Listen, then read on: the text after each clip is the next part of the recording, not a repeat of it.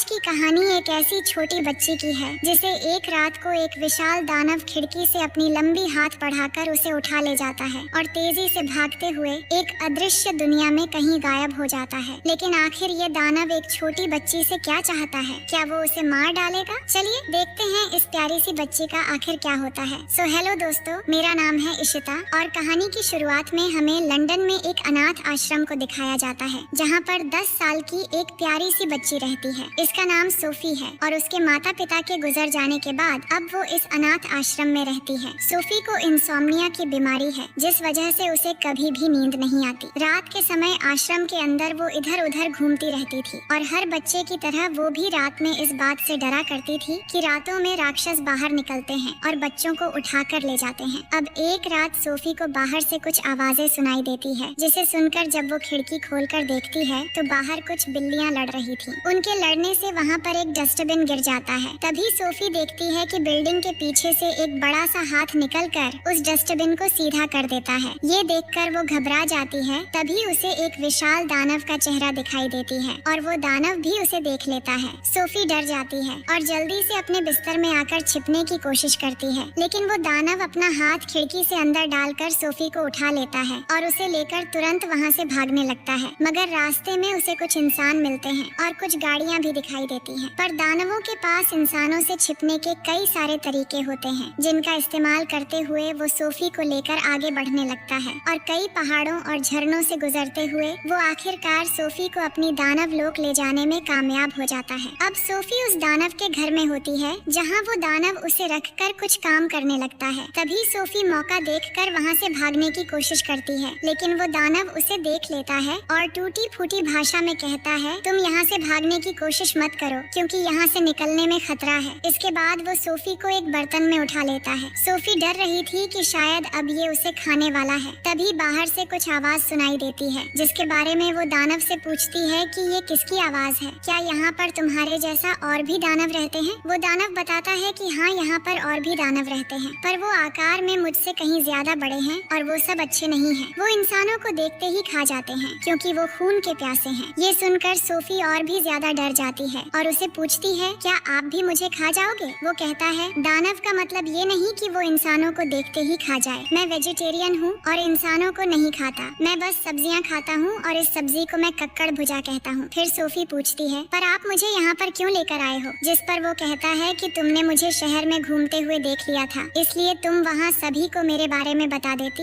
और फिर इंसान मुझे पकड़कर बंदी बना लेते। हालांकि इंसान अच्छे हैं लेकिन वो दानवों को पसंद नहीं करते, इसीलिए मैं तुम्हें पकड़कर यहाँ ले आया ताकि तुम किसी से कुछ न कह सको और अब तुम अपनी आगे की जिंदगी यहीं पर बिताओगी। लेकिन सोफी कहती है, नहीं, मैं यहाँ नहीं रह सकती। मुझे जैसे ही मौका मिलेगा मैं यहाँ से भाग जाऊंगी। इस पर वो कहता है, देखो बच्ची, ऐसी गलती कभी मत करना क्योंकि बाहर मुझसे भी बड़े दानव रहते हैं। अगर उन्होंने तुम्हें देख लिया तो वो तुम्हें समोसे की तरह खा जाएंगे। इसके बाद वो दानव सोफी को अपनी नाव में बिठाता है और उसे सो जाने के लिए कहता है। फिर वो अपने बैग से एक बोतल निकालता है जिसके अंदर रोशनी जल रही थी। सोफी ये देखकर पूछती है कि ये क्या है? वो बताता है कि ये सपने हैं। सोफी कहती है, मुझे कभी सपने नहीं आते क्योंकि मुझे कभी भी नींद नहीं आती। ये सुनकर दानव सोफी की बुक लेता है और एक कहानी पढ़कर उसे सुनाने लगता है जिससे कुछ ही देर में सोफी को नींद आ जाती है। इसके बाद वो दानव अपने घर के अंदर एक गुफा में जाता है। उस गुफा को उसने एक खास तरह की लैब की तरह बनाकर रखा था जहाँ पर वो बहुत सारी बोतलों में सपनों को कैद करके रखता था। वहाँ से एक लाल रंग का सपना बाहर निकालकर कुछ करने लगता है। तभी हम देखते हैं कि अचानक सोफी उठ जाती है और चुपके से निकलकर वहाँ से भागने लगती है, लेकिन बाहर जाते ही एक बड़ा सा खूंखार दानव उसे पकड़कर खा जाता है। तभी सोफी की नींद खुल जाती है और वो असल में एक सपना देख रही थी। इससे सोफी बहुत ज्यादा डर जाती है और नीचे आकर दानव से कहती है, ये जरूर आपने किया होगा। दानव कहता है कि हाँ, तुमने सही कहा, ये सपना तुम्हें दिखाना जरूरी था ताकि तुम बाहर न जाओ। ये खूंखार दानव तुम्हें देखते ही जिंदा निकल जाएंगे। ये मेरे साथ भी अच्छे से बर्ताव नहीं करते और मुझे चिरकुट बुलाते हैं और मैं तुम्हें कोई भी नुकसान नहीं पहुंचाना चाहता। अब दोनों आपस में बातें कर रहे थे। तभी वहाँ पर एक बड़ा सा दानव आ जाता है जो बहुत खतरनाक होता है। वो आकर कहता है, चिरकुट, तू अकेले में क्या बड़बड़ा रहा है? मेरी उंगली में दर्द हो रहा है, इसका कोई इलाज कर दे। तो चिरकुट उसकी उंगली में दवाई लगाने लगता है, लेकिन तभी उस खतरनाक दानव को इंसान की खुशबू आने लगती है और वो उसी चीज को ढूंढने लगता है। इस बीच सोफी को वहाँ पर एक कक्कड़ भुजा दिखाई देती है और वो उसमें छिप जाती है। पर वो खूंखार दानव इंसानी खुशबू ढूंढते ढूंढते उस कक्कड़ भुजा को उठा लेता है। ये दानव सब्जी बिल्कुल भी पसंद नहीं करता था, पर आज इससे एक अलग ही खुशबू आ रही थी, इसीलिए वो इसे खाने ही वाला होता है कि तभी चिरकुट सोफी को देखकर उस दानव को रोक लेता है और कहता है, तुम तो मांसाहारी हो, तुम सब्जियों से नफरत करते हो, तो ये मुझे दे दो। इसके बाद वो इसको फेंक कर बाहर चला जाता है। फिर चिरकुट कक्कड़ भुजा को उठाकर ले आता है, जिसके अंदर से सोफी बाहर निकलती है।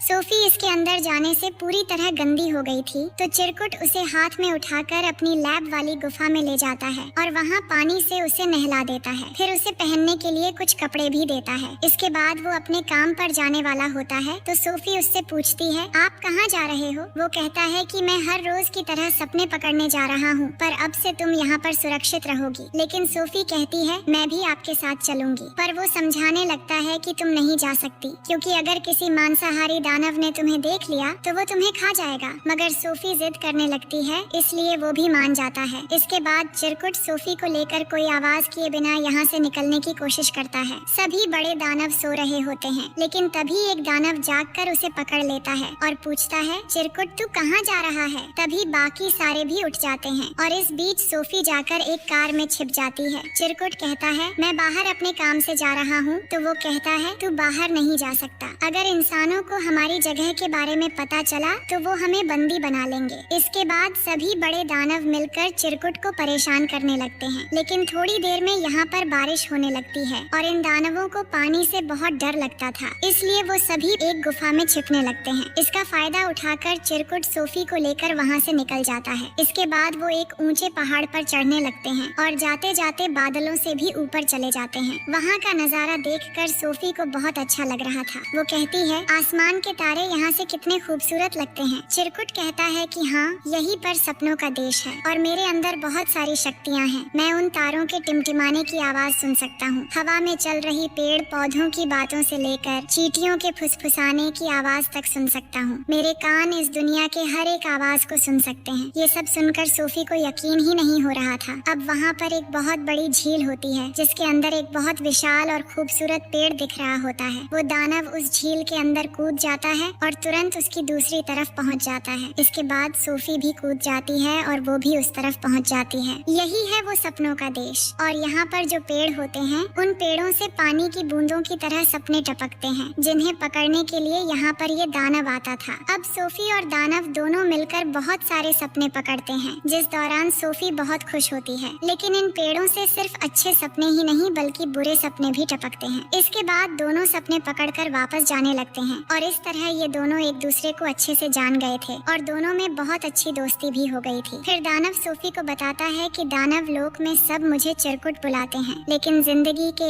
एक मोड़ पर मुझे कोई ऐसा दोस्त भी मिला था जो मुझे बड़े फरिश्ते जी कहकर पुकारता था। ये सुनकर सोफिया कहती है, आज से मैं भी आपको बड़े फरिश्ते जी यानी BFG कहकर बुलाऊंगी। इसके बाद ये दोनों सपनों को लेकर लंदन में जाते हैं, जहाँ आश्रम में बच्चे गहरी नींद में सो रहे होते हैं। वहाँ BFG उनकी नींद में अच्छे अच्छे सपनों को डालता है ताकि उनकी नींद में उनके सपने उन्हें खुशियाँ दे। दरअसल BFG एक अच्छा दानव है, इसलिए वो सपनों के देश से अच्छे सपने पकड़ कर लाता है और सोते हुए बच्चों के दिमाग में उन सपनों को डाल देता है ताकि उन सोते हुए अनाथ बच्चों के नींद में खुशियाँ मिले। यहाँ पर सोफी उससे पूछती है, क्या इन सपनों के बारे में आपको आपके माँ बाप ने सिखाया था? वो जवाब देता है कि दानव के माँ बाप नहीं होते। फिर सोफी उसकी उम्र के बारे में पूछती है तो वो बताता है, इस धरती की जितनी उम्र है उतनी उम्र मेरा भी है। दरअसल जब से ये धरती बनी है तभी से दानव इस धरती पर है, लेकिन ये इंसानों से छुपकर रहते हैं और जब इनका काम यहाँ पर खत्म हो जाता है तो ये वापस दानव लोग चले जाते हैं। तभी सोफी अपने कंबल के बारे में पूछती है कि मेरा कंबल कहाँ है। असल में उसका कंबल गलती से दानव लोक में रह गया था और इस बात से BFG परेशान हो जाता है। वो कहता है, अब तुम्हें वापस नहीं जाना चाहिए क्योंकि उन खूंखार दानवों को पता चल चुका होगा कि वहाँ पर कोई इंसान भी था। फिर वो वो एक और बात बताता है कि बहुत पहले मुझे तुम्हारी तरह एक नन्हा दोस्त मिला था जिसे मैं दानव लोक ले गया था। उसी ने मुझे पढ़ना लिखना सिखाया और जो लाल जैकेट तुमने पहनी है ये उसी नन्हे दोस्त की थी। लेकिन इससे पहले मैं उसे वापस उसकी दुनिया में लेकर आ पाता तब तक बहुत देर हो चुकी थी और मैं नहीं चाहता कि तुम्हारे साथ भी ऐसा कुछ हो। ये बोलकर वो सोफी को छोड़कर वहाँ से जाने लगता है। हालांकि सोफी उसे रोकने की कोशिश करती है पर वो सोफी की जान खतरे में नहीं डाल सकता था। सोफी बहुत दुखी हो जाती है जिसके बाद वो अपने अनाथ आश्रम आ जाती है और बैल्कनी में जाकर खड़ी हो जाती है। पर वो जानती थी कि BFG कहीं आसपास ही है। ये सोचकर वो वहाँ से कूद जाती है पर BFG आकर वो नीचे गिरने से पहले पकड़ लेता है और अब उसे सोफी की जिद एक बार फिर से माननी पड़ती है। इसके बाद वो उसे वापस दानव लोक में ले जाता है जहाँ पर सभी खूंखार दानव उसका इंतजार कर रहे होते हैं क्योंकि उन सबको पता चल चुका था कि चिरकुट के पास कोई इंसान है और वो किसी भी हालत में उस इंसान को खाना चाहते हैं। अब सोफी और BFG गुफा के अंदर कोई तरकीब सोच रहे थे कि अब क्या किया जाए। इतने में धीरे धीरे सभी दानव अंदर आ जाते हैं और कहते हैं, चिरकुट तूने वो इंसानी बच्चा कहाँ छुपा कर रखा है? उसका कंबल तो हमारे पास है। BFG कुछ नहीं बोलता पर वो सोफी को ढूंढने के लिए उसकी सारी चीजों को तहस नहस करने लगते हैं। लेकिन सोफी बहुत मुश्किल से किसी तरह उनकी नजरों से बच जाती है। तभी BFG सोफी की खुशबू वाली कंबल में आग लगा देता है और उनको डराकर यहाँ से भगा देता है। वही सोफी अभी भी छिप रही होती है और तभी वहाँ पर उसे एक तस्वीर नजर आती है। ये तस्वीर इंग्लैंड की क्वीन की होती है जिसे देखने के बाद सोफी को एक आइडिया आता है। वो BFG से कहती है कि आप एक बहुत ही भयानक सपना बनाओ और इस सपने में आप महारानी को ये दिखाना कि सारे खूंखार दानव इंग्लैंड में हैं जो बच्चों को मारकर खा रहे हैं और साथ ही साथ इस सपने में मुझे और अपने आप को भी डालना ताकि बाद में जब हम उनके सामने जाएं तो हमारी बात पर उन्हें यकीन हो जाए। इसके बाद BFG ऐसा ही करता है। वो एक भयानक सपना बनाता है जिसके अंदर दानव लोक के सभी दानवों को डाल देता है और ऐसे तैयार करता है जैसे खूंखार दानव बच्चों को जिंदा निगल रहे हैं। इसके बाद वो सोफी के साथ बहुत होशियारी से राजमहल के उस जगह पर पहुंच जाता है जहां पर क्वीन सो रही थी। फिर बिना देर किए महारानी के नींद में वो सपना डाल देता है। वो जैसे उन्हें दिखाना चाहते थे। पूरा सपना देखने के बाद महारानी डरी हुई हालत में जागती है क्योंकि ये बहुत ही भयानक सपना था। इसके बाद क्वीन इस सपने के बारे में अपनी मेड को बताती है। मेड कहती है, आप इतना मत घबराए, ये बस एक सपना था। फिर जब वो अखबार देखती है तो कहती है, ये तो बहुत अजीब बात है। कल रात को बहुत सारे बच्चे अपने घरों से अचानक गायब हो गए, ठीक उसी तरह जिस तरह से आपने सपना देखा। तभी क्वीन को खिड़की पर किसी के होने का एहसास होता है तो वो पर्दे हटाने के लिए कहती है और पर्दे हटाने के बाद खिड़की पर सोफी होती है। दरअसल ये भी उन्होंने क्वीन के सपने में डाली थी और साथ ही BFG को भी। क्वीन ये तो समझ जाती है कि सोफी सपने में भी थी पर कोई दानव भी उसके साथ होगा इस पर अब तक उन्हें यकीन नहीं था। लेकिन सोफी BFG के बारे में बताती है कि वो सच में मेरे साथ आए हैं और आपसे मदद मांगना चाहते हैं, मगर आप उसे नुकसान न पहुँचाने का वादा करती है तो वो सामने आएंगे। तो क्वीन कहती है, ठीक है, ऐसा हम कुछ नहीं करेंगे। इसके बाद BFG सामने आता है जिसे देखकर सभी सिपाही होशियार हो जाते हैं। क्वीन सबको हथियार डाल देने के लिए कहती है क्योंकि उन्हें सोफी पर अब पूरा यकीन हो चुका था। फिर BFG क्वीन के सामने आकर अपनी बात उसके सामने रखने की कोशिश करता है लेकिन वो अच्छे से बोल नहीं पाता था इसलिए शब्दों को उल्टा सीधा बोलने लगता है। पर क्वीन BFG और सोफी की सभी बातें समझ जाती है कि वो किस लिए यहाँ पर आए हैं। फिर क्वीन दोनों को अंदर बुलाने का इंतजाम करती है और सोफी को भी अच्छे से तैयार करवा के उसे अपने साथ खाना खाने के लिए ले जाती है। लेकिन महल के अंदर BFG अच्छे से फिट नहीं हो पा रहा था पर क्वीन के लोग अच्छे से उसके बैठने का इंतजाम करते हैं। उसके सामने खाना रखने के लिए सीढ़ी लगाकर टेबल पर खाना देते हैं और उसे अच्छा और स्वादिष्ट खाना खिलाया जाता है। सोफी भी अच्छा खाना देखकर बहुत खुश होती है क्योंकि आश्रम में इतना अच्छा खाना कभी नहीं मिलता था। इसके बाद महारानी को ये सारी बातें सच बताते हैं कि कैसे दानव लोक में कुछ ऐसे खूंखार दानव हैं जो बच्चों और इंसानों को खा जाते हैं और वो कभी भी शहरों में आकर इंसानों पर हमला कर सकते हैं। ये सुनकर महारानी इनकी मदद करने के लिए तैयार हो जाती है और अपनी आर्मी को BFG के साथ भेजने का फैसला करती है। दरअसल दानव लोक में कोई भी नहीं पहुंच सकता था इसलिए BFG इन्हें रास्ता बताता है और महारानी की आर्मी बड़े बड़े हेलीकॉप्टर लेकर उसके पीछे पीछे बहुत दूर जाने के बाद आखिरकार दानव लोक तक पहुंच जाते हैं। अब वो सब एक जगह रुक जाते हैं क्योंकि वो एक प्लान प्लानिंग के साथ उन पर हमला करना चाहते हैं। BFG और सोफी अंदर जाकर प्लान बनाने लगते हैं। BFG कहता है, मैं आज ऐसे सपने बनाऊंगा जिसे देखने के बाद इन खूंखार दानवों को अपने की पर शर्मिंदगी होगी। फिर वो ऐसा सपना बना भी लेता है, लेकिन जब सपनों को इन सोए हुए दानवों के दिमाग में डालने जाता है तो उसे याद आता है कि सपने फूंकने वाला वो खास शंख क्वीन के महल में वो भूल आया है और इसके बिना ऐसा नहीं किया जा सकता, क्योंकि इन खूंखार दानवों के पास जाना खतरों से खाली नहीं है। लेकिन तभी सोफी उस सपने वाली डब्बे को उठाती है और उस जगह पहुंच जाती है जहां पर सारे दानव सोए हुए थे। लेकिन इससे पहले कि वो उस डब्बे को खोलती, उन सब का सरदार जो साइज में इन सबसे बड़ा था वो जाग जाता है और सोफी को देख लेता है। फिर जैसे ही सोफी पर हमला करने वाला होता है तो सोफी उस डब्बे को तोड़ देती है और बाकी दानवों के दिमाग में वो सपने चले जाते हैं। इसके बाद जब सारे दानव जागते हैं तो उनके अंदर शर्मिंदगी होती है और वो रोने लगते हैं कि हमने इंसानों को मार के अच्छा नहीं किया। लेकिन उनका सरदार पूरे होश में होता है, वो गुस्से में सोफी को मार पाता। तभी BFG आकर उसका हाथ पकड़ लेता है, लेकिन BFG इनके सामने बहुत छोटा है। वो दानव BFG को अपने हाथ में उठाकर मारने वाला होता है। तभी क्वीन के आर्मी हेलीकॉप्टर लेकर आ जाते हैं।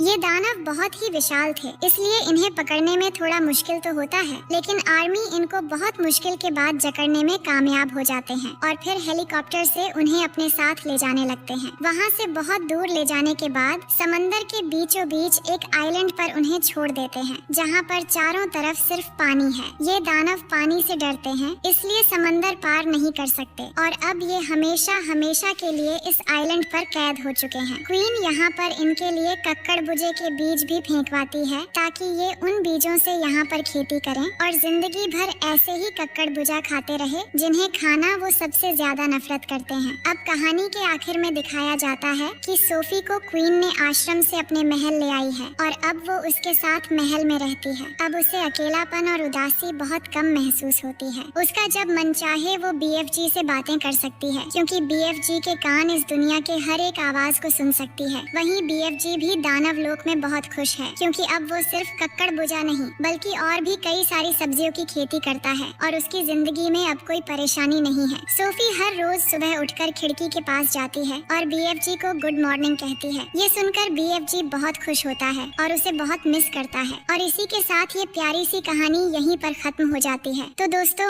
मैं उम्मीद करती हूँ कि ये कहानी आपको बेहद पसंद आई होगी।